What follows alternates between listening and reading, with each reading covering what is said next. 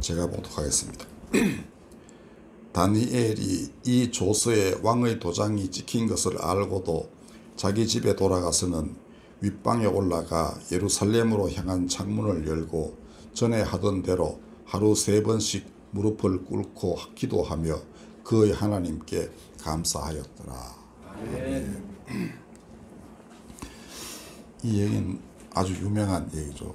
사자굴에 던져진 다니엘, 그래가지고 주일학교 때부터 많이 듣던 얘기인데, 스토리는 이러합니다. 워낙 그 전에 그 황제의 꿈도 다 해봉을 하고, 그래서 신임을 단단히 얻어가지고 총리 중에 한 명이 돼요. 이제 여기 보면 고관들 120명을 이제 놔두고, 그러니까 쉽게 말하면 우리나라에 장관 120명이다가 그 위에 총리가 3명이 있는 건데, 그 3명 총리 중에서도 가장 뛰어나가지고 이제 전국을 다 치려하는 이제 우두머리 총리가 됐어요. 근데 다른 놈들이 가만히 보니까 저 이방 놈이 와가지고 자기들 위에 앉아 있으니까 기분이 나쁘죠. 저걸 어떻게 처치를 할까 하다가 아무리 흠을 잡으려고 해봐도 아무것도 없어요. 그래서 참 교활하게 짝이 없습니다. 다니엘은 율법을 잘 지키는 사람이니까 율법을 지키는 것 때문에 우리나라 법을 위배하도록 이렇게 만들자는 겁니다. 그래서 이제 30일 동안 왕 이외에는 그 누구에게도 그 경배를 못하도록 이렇게 법을 만들십시다 이렇게 합니다. 그래서 왕은 뭐 그거 괜찮네 이렇게 이제 생각을 했어요. 원래 그런데 버릇이 있던 사람이니까 이제 그래가지고 왕의 도장을 찍어가지고 다 공포를 했습니다. 그리고는 다시는 고치지 못한다 이렇게 했어요. 그런데 이제 다니엘은 그럴 수 없잖아요.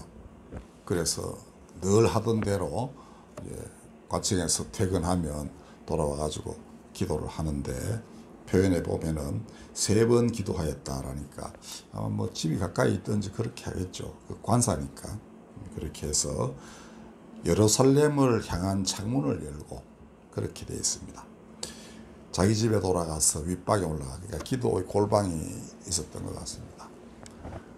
그랬더니 이제 이 엿보던 자들이 이제 이걸 왕에게 고해 바치고, 결국 왕은 다니엘을 죽이면 안 되는데 싶지만 이 워낙 자기가 이미 도장 찍은 이제 법령이 있기 때문에 어쩔 수 없이 사자굴에 이제 던져넣으라 그러고는 밤새 잠을 못 자요.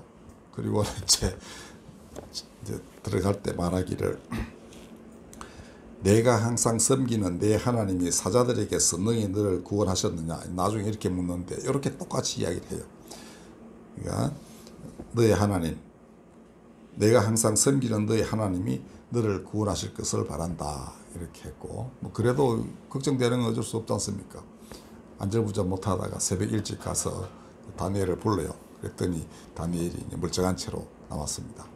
그 왕이 이제 너무너무 기뻐가지고 다니엘을 이제 환대를 한 뒤에 괘씸한 게 이제 다니엘 모함했던 자들이죠.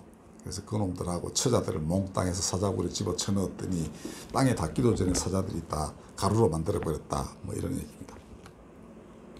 자, 여기서 다니엘은 그전 바빌론에 잡혀오기 전에도 늘 그러했듯이 이 기도에 아주 이제 그 습관이 된 사람이었고, 그다음에 그게 이제 기본기가 됐던 겁니다. 그 어떤 것보다도 이거를 중요하게 생각했고, 물론 율법을 늘 이제 읽으면서 묵상하는 가운데 또 하나님께 간청할 게 있으면 기도를 하고 이렇게 생활을 해왔던 사람입니다. 그래서 이런 거 보면은 기독교인에게는 기본기라는 게 있는 거예요. 그래서 이거를 잘 해야만 그 신앙이 끝까지 죽을 때까지 그대로 존속이 잘 되는 것입니다. 이거 무술가에게도 똑같아요. 무술이 기본기를 잘 다지지 않아야 하면은 화려한 기술을 중간에 뭐 습득할 수도 있고 하지만 그 오래 못 갑니다. 그러나 기본기가 잘 돼 있으면 나이가 들어서 많은 기량을 이제 잃어버려도 새로운 것을 자꾸 개발해서 자기 그 무술가로서의 그 명예와 존엄성을 지킬 수 있게 되어 있습니다. 그러니까 기본기가 얼마만큼 중요한지 잘 말해주는 거는 모든 스포츠가 다 그래요. 하물며 신앙생활이 안 그렇겠습니까? 그러면 기독교인의 가장 기본기는 무엇인가? 예수님 말씀하시기를 산상수훈 끝에 오늘 본문에 제가 주보에 다 기록해 놨습니다. 누구든지 나의 이 말을 듣고 행하는 자는 그 집을 반석 위에 지은 지혜로운 사람 같다. 비 내리고 창수가 나고 바람 불어도 끄떡없다. 그런데 내 말을 듣고도 행하지 않는 자는 집을 모래 위에 지은 어리석은 사람 같다. 그러니까 홍수 나고 바람 불고 하면 다 무너진다. 그러므로 기독교인의 기본기는 그의 말씀을 듣고 행하는 것입니다. 근데 이게 이제 산상수훈에 나오는 계명들은 지키기 참 어렵습니다. 뭐 오리를 가고자 하는데 심리 가주라. 뭐 지나가는 여인을 보고 음심을 품으면 이미 가늠한 것이다. 뭐 이러니까 이제 잘 안 되죠. 그래서 그 학자들 중에는 이거는 예수님의 직제자들, 그 당시 12사도라든지 직접 보고 들은 이제 1세대 기독교인에게만 해당되는 말씀이고 다른 사람들에게는 이렇게 강요하지 않을 것이다. 뭐 이렇게 주장하는 사람도 있습니다. 그러나 이 말씀의 본질은 뭐냐 하면 내 말을 듣고 그대로 행해라는 겁니다. 그러면 하나님 나라에 들어간다. 제가 언젠가 말씀드렸죠. 그냥 그 이웃에게 작은 손 내밀어서 그에게 필요한 것을 재워주면 그게 바로 하나님 나라에 들어가는 것이다. 그런 행하는 것이다. 그러니까 그의 집은 그 가볍고 먹이는 가볍고 집은 이제 가볍다는 것이죠. 쉽고 가볍다. 자, 이런데 이걸 달리 말하자면은 이런 것입니다. 예수님께서 사마리아 여인에게 말씀하시기를 하나님은 영과 진리로 경배하는 사람을 찾으신다 했습니다. 이게 기본기입니다. 영과 진리로 하나님을 경배하는 사람. 그러니까 딴 신에게는 절대로 머리 숙이지 않는 사람. 다니엘 같은 사람이죠. 이게 영과 진리로 경배하는 사람입니다. 딴 신이 혹은 다른 인간이 두려워서 경배를 멈추는 것도 아니라는 거죠. 그러니까 이것이 기본기예요. 그러니까 뭐 우리 코로나 때는 교회 모임이 없어가지고 참 힘들었지만 그래도 자기 집, 그러니까 다니엘은 예루살렘으로 다시 돌아가서 경배 드리려 하지 않고 그냥 이 적국의 땅에서 자기 공간을 딱 마련해가지고 성소를 마련해서 골방이 자기 성소예요. 거기서 그냥 경배를 드리는 겁니다. 어떤 사람이든 그런 장소가 있을 수 있어요. 방의 어떤 곳이 자기에게는 기도의 장소다. 이렇게 하면 거기가 성스러운 곳이 되는 것입니다. 이렇게 다니엘은 말씀을 지켰고 행했습니다. 그 다음 또 하나는 예수님이 세 계명 주신 것 있죠. 그러니까 내가 너희를 사랑한 것 같이 너희도 서로 사랑하라. 근데 이거를 하려고 하면 되는 것이 꼭 이렇게 따를 수 있는 건 또 아니죠. 이렇게 노력하는 것이 대단히 중요합니다. 신령과 진정으로 하나님을 경배하려 하고 예수께서 사람 사랑하신 것 같이 나도 사람을 사랑하려고 노력하는 것. 이게 그리스도인들의 기본기입니다. 타고나면서 이거 할 수 있는 사람은 없습니다. 어떤 누구가 타고나면서 뭐 정말 무술의 고수로 태어나겠습니까? 다 배우고 익히고 해야 되는 것입니다. 특히 기도라는 건 그런 것입니다. 나면서부터 막 기도하면서 태어나는 사람이 어디 있고요. 언제나 막 기도가 술술 나오는, 배우지 않고도 그렇게 될 수 있는 사람은 없습니다.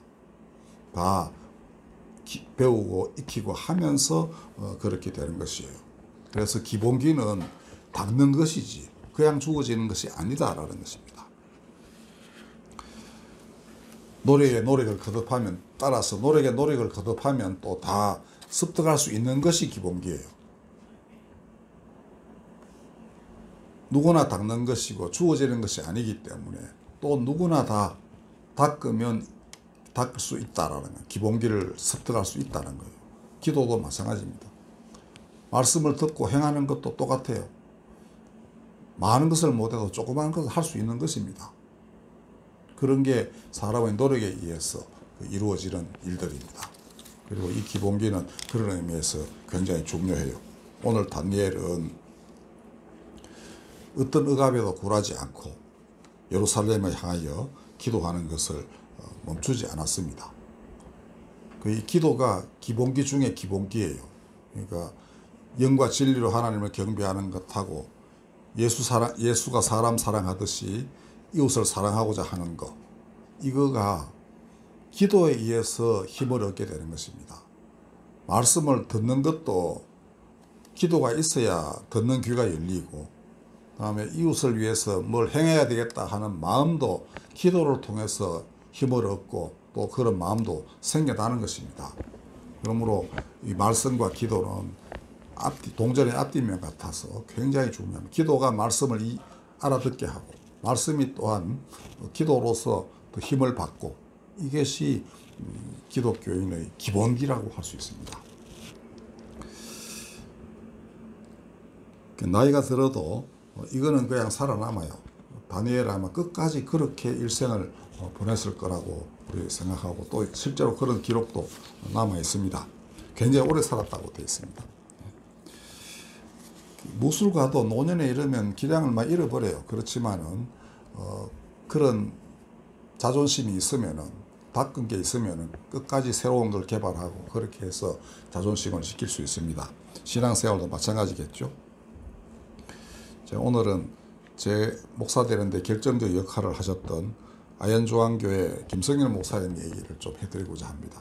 오늘이 2007년 8월 14일에 돌아가셨으니까 꼭 15주기 되나요? 그렇죠?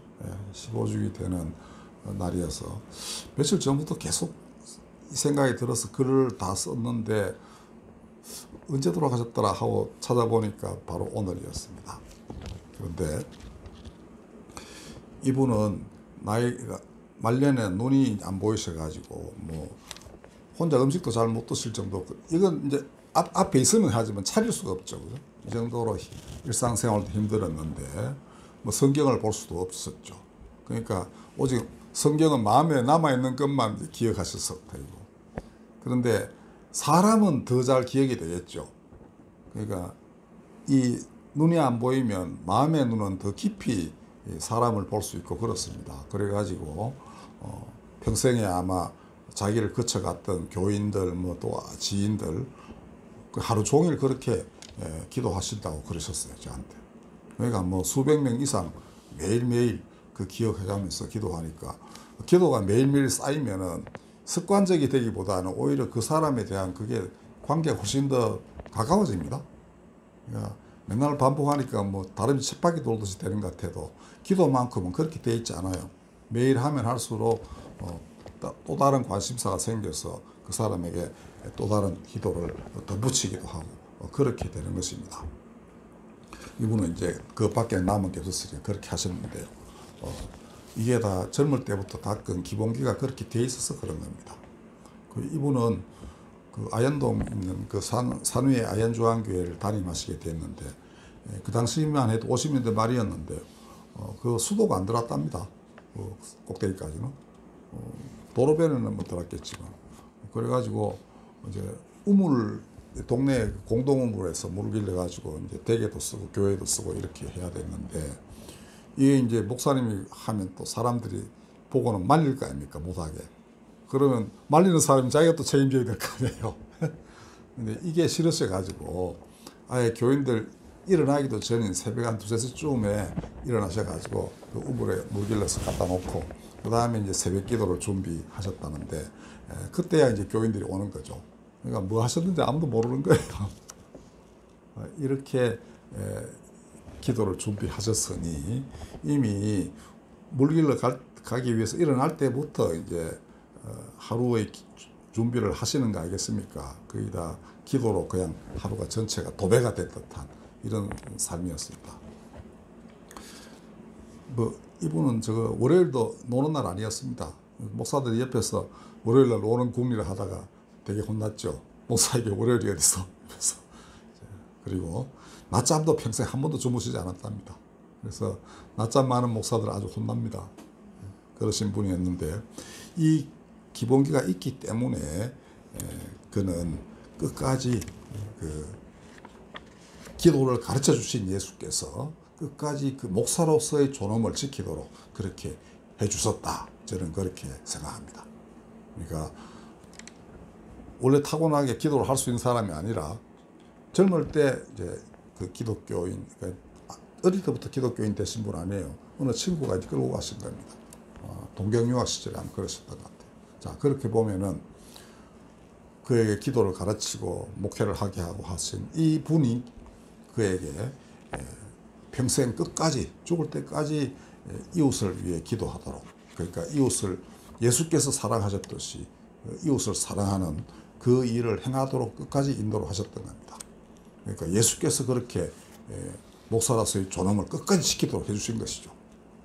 이게 기본기를 닦기 위해서 노력한 사람에게 주어지는 은총입니다. 근데 이분이 저한테, 제가 설교집을 여러 번 만들어 드렸는데 아주 기억나는 특별한 두 사람 얘기를 저하고 둘이 있을 때 해주신 적이 있었는데요. 한 사람은 일본 유학 시절에 이제 아마 이분을 예수께로 인도했던 친구예요. 근데 이분은 당시 우리나라 젊은이들, 일본 젊은이들도 비슷했는데요. 일제 군국주의 치하에서 청년들이 거의 대부분 공산주의자가 되었습니다. 민주주의는 아직 경험해본 바도 없고, 이거 가지고 민주주의 가지고 어떻게 군국주의를 넘어뜨리겠느냐는 거죠. 그러니까 전 세계 노동자가 단결하여 이 정부 넘어뜨리는 거는 이미 한 번 했거든요. 러시아에서. 그러니까 공산주의가 더 일본에게 합당하다 해가지고 젊은이 대거 쏠려갔습니다. 이분도 이제 공산주의가 된 거예요.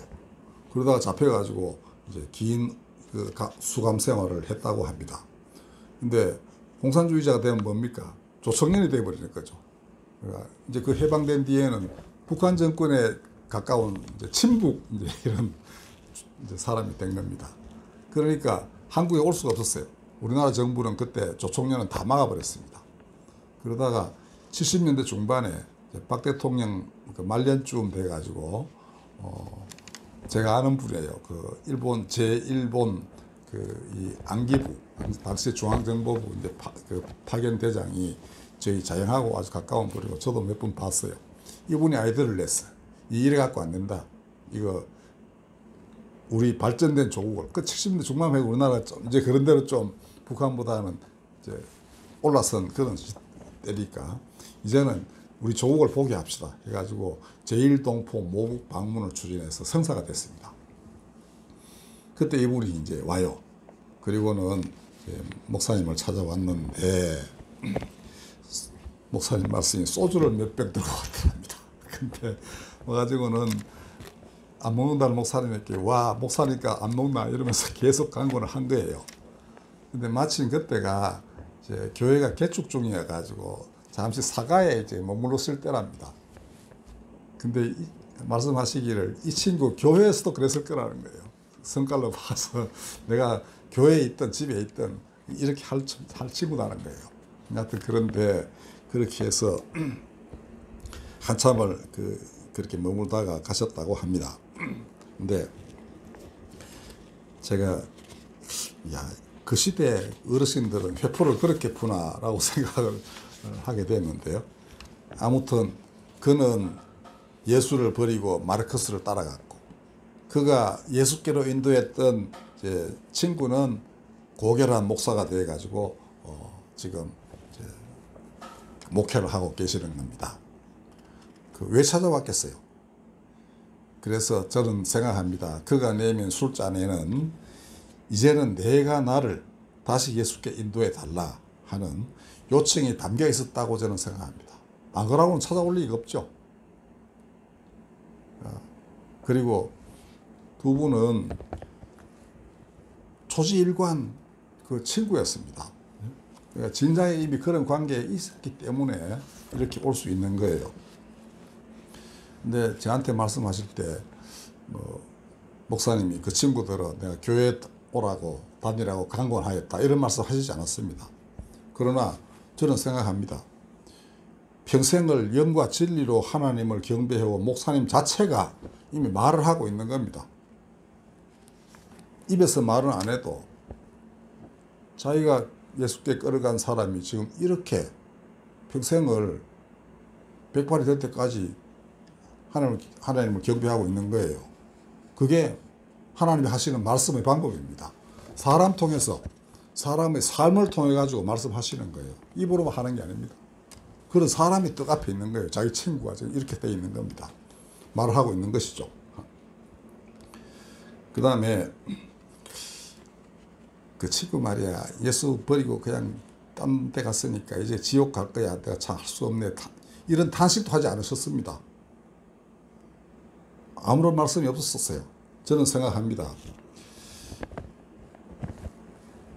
한 번도 친구의 손을 놓은 적이 없기 때문에 그 친구 지옥 가겠는데 하고 탄식할 이유도 없는 겁니다. 왜냐하면 제 것까지 잡고 계시니까. 그러니까 그 수십 년 만에 친구를 찾아온 거죠. 그래서 가만히 생각해 보니까 두 분은 나라의 이런 고통을 공유했던 영원한 친구이기 때문에 절대로 헤어질 수가 없는 것입니다. 현재 그가 처음에는 기독교인이었죠. 그 다음 거꾸로 저쪽에 가버렸습니다. 그래도 변함이 없다는 겁니다. 하나님 마음은 변함이 없다는 것을 이 목사님도 아시고 또 어쩌면은 그 친구도 잘 알았기 때문에 이렇게 찾아온 것입니다. 이게 기본기가 잘 다져진 그리스도인이 그 존재 자체로서 사람들에게 말할 때 생겨나는 일입니다. 상대방은 확신하죠. 이 친구 아직도 내 손 잡고 있구나. 그러면 괜찮은 겁니다. 그렇죠. 그 뒤의 삶은 저도 잘 모릅니다.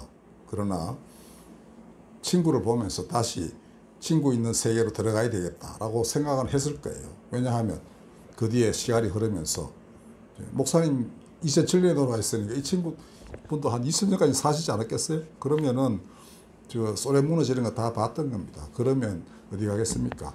결국은 돌아왔으리라고 저는 믿습니다.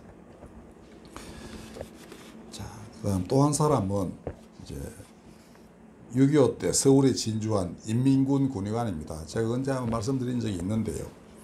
당시 목사님은 이제 아동보호시설, 그전에는 이제 그 전쟁 전에는 그 이전에 늘 내려오던 이제 처녀들 이제 그 수용하고 했던 그 보호시설 책임자이셨는데 전쟁 나니까 그 전쟁과들이 이제 생겨나게 되죠.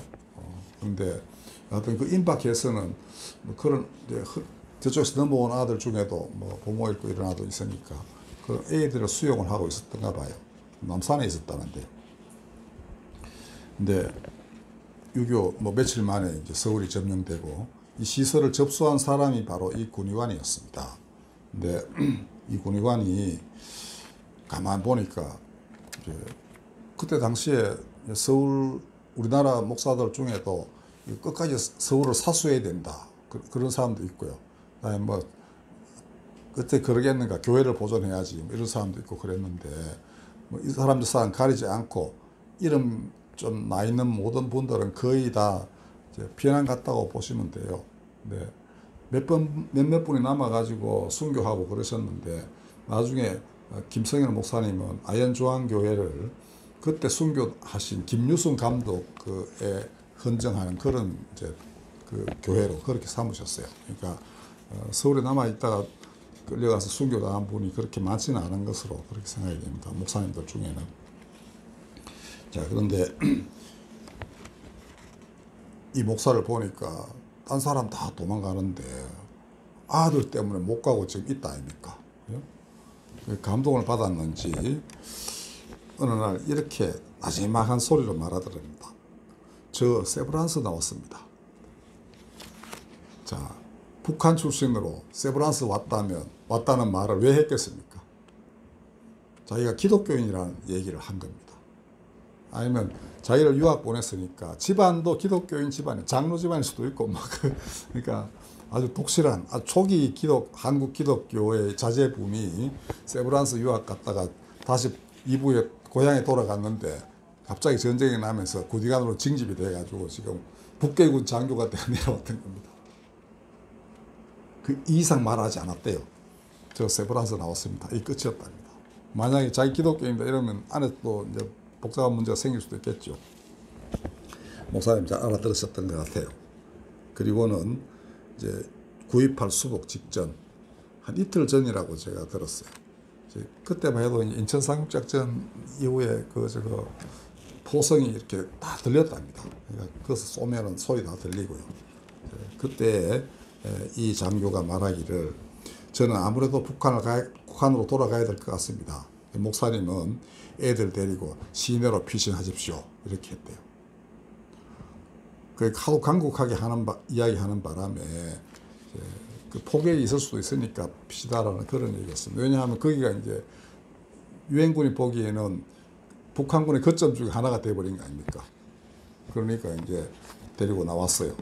그리고 수복된 뒤에 며칠 만에 가봤더니만 그 건물은 흔적도 없이 사라졌더랍니다. 그러니까 거기에 막 그 폭탄이 떨어져가지고 다 사라져 버린 거죠.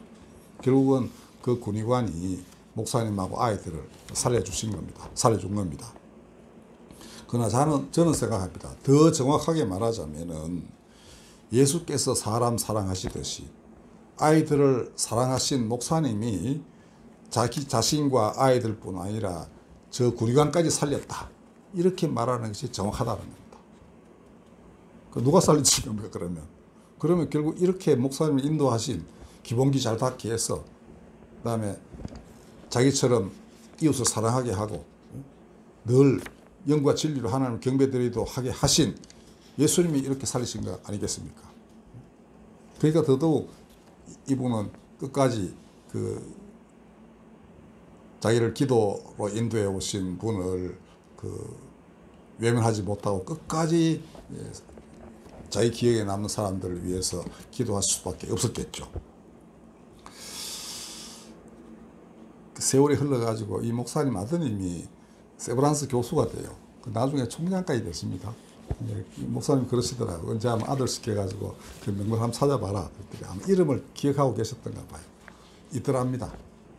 그럼 왜 찾아보게 하셨을까요? 평생 못 잊을 사람이니까. 그다음에 이 군의관 저 가서는 뭐 기독교인으로 살 수 없는 상황이 됐을지도 모릅니다. 그러나 목사님은 끝까지 아까 말씀드린 기도의 대상 중에 이 사람 들어가 있는 거예요. 세 분 다 이제 이 세상 사람은 아닐 것이지만은 저는 아직도 지금 이분들이 남긴 향기 같은 것이 저를 감싸고 있다는 그런 느낌을 받고 있습니다. 여러분들 이거는 다 어디 쏘겠습니까? 결국은 기본기에서 오는 겁니다. 기독교에서 기본으로 뭔가를 딱 닦은 사람은 늘 이렇게 사람들에게 그 악취를 제거하고 그리스도의 향기, 너희는 그리스도 향기다는 말 들어보셨죠? 너희는 그리스도 향기다. 그러니까 그리스도를 사람들에게 가만히 있어도 그렇게 향기가 풍겨나는 그런 사람들, 그런 것입니다. 이게 예수 말씀하신 가장 기본적인 것을 다 수행하고 그 다음에 그걸 위해서 정말 노력하려는 사람, 이들이 드러내는 그러한 가치이고 향기예요. 오늘날 교회가 많이 잃어버린 그런 향기입니다. 부디 우리는 그대로 간직해서 아름다운 하나님의 나라를 이룩하는데 주춧돌이 되시기를 바랍니다. 기도하겠습니다. 그리스도의 향기가 어디서 나겠습니까? 말씀을 듣고 행하는 것 외에 어디 있겠습니까? 그 듣고 행하면 또한 기도 없이 불가능할 것이니 우리로 하여금 이 세 가지를 다 갖추게 하여 주시옵소서. 우리 주 예수 그리스도의 이름으로 기도하였습니다. 찬송가 502장 부르겠습니다.